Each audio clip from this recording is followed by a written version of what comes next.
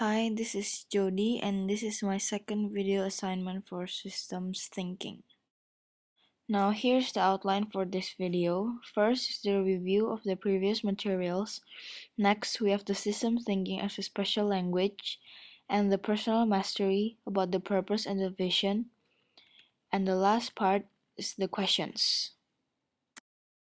Here is the review of the previous materials. First, what is a system?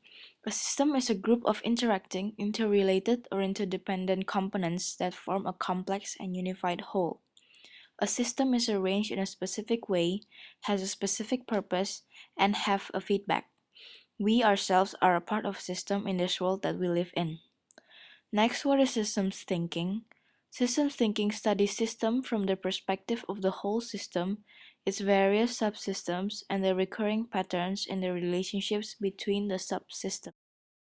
Here is the pyramid of the society viewed today. Society only sees the events that are occurring in the present and do not see the patterns and the structure of the problem itself. That's why events is placed on the top of the pyramid and the patterns and the structure are below it. Now we will discuss about systems thinking as a special language. In this, we use visual tools. In the class, we have learned about the causal loop diagram. This is a great tool that helps us to understand how a system works. This is also a particularly useful tool to show us how a change in one factor may impact elsewhere. Importantly, a good causal loop diagram will show how a changing a factor may feedback on to affect itself. I've given an example of a causal diagram here about the cheetah population. Now we can see that the cheetah population is affected by factors such as the antelope population because the cheetahs feeds on antelopes, and the second factor is the disease transmission. This causal loop diagram indicates that a change in one factor may affect the others. For example, when the disease transmission in a habitat is very low, the cheetah population will continue to increase.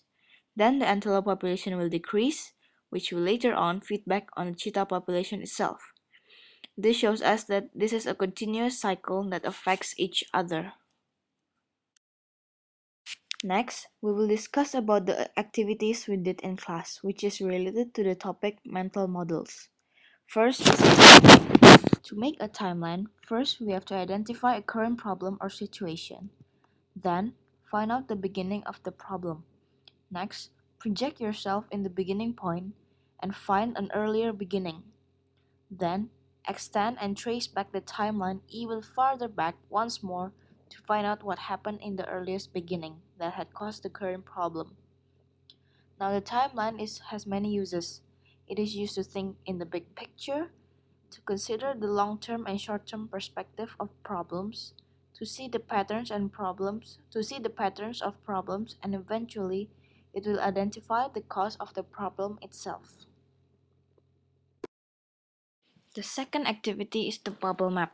This bubble map helps us to explore the connections within a specific problem, widen our view of things, and see the complexity of a problem. In the diagram, a change in one circle may affect the other circles.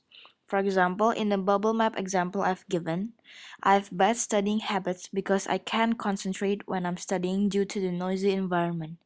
But if that factor changes, my studying habits will also change.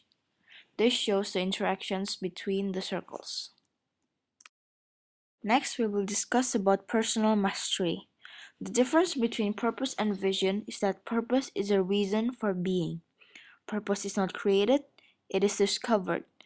Purpose remains constant in our lives, and purpose answers the questions, why do I exist? Meanwhile, vision is a desired future state, and it focuses on the outcome rather than the process itself. Vision changes during the course of our lives, and vision answers the questions, what do I want to create? We were asked to answer these two questions in the video. First, who am I?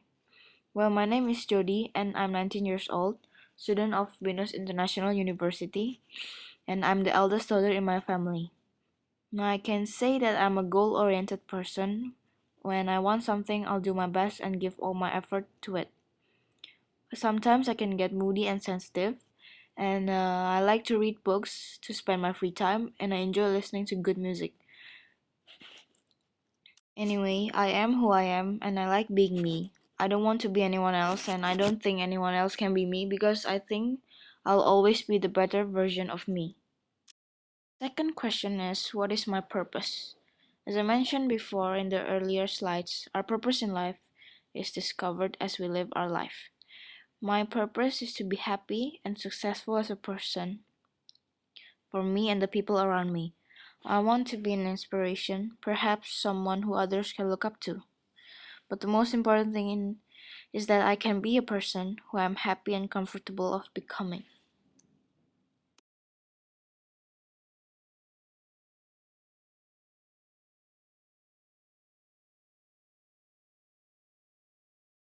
This is the end of my second assignment, so have a nice day.